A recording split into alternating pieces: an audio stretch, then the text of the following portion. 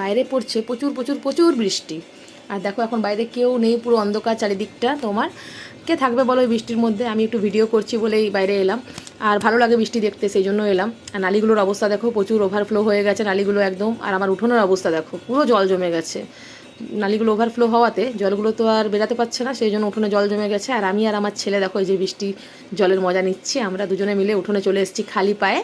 আর এই যে জলের মধ্যে ঘুরে বেড়াচ্ছি, বেশ ভালো লাগছে। কদিন জানো তো বেশ গরম পড়েছিল, বৃষ্টিটা হওয়াতে একটু তোমার মানে আবহাওয়াটা বেশ পরিবর্তন হলো, ঠান্ডা ঠান্ডা হলো দেখো তোমার।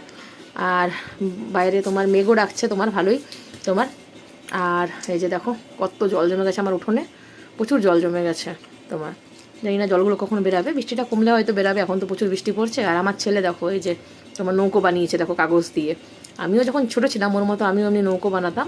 আর যখন ওই বর্ষাকালে তোমার বৃষ্টি হতো তখন এই নৌকোগুলোকে জলের মধ্যে এমনিভাবে ভাসিয়ে দিতাম, বেশ ভালো লাগছে।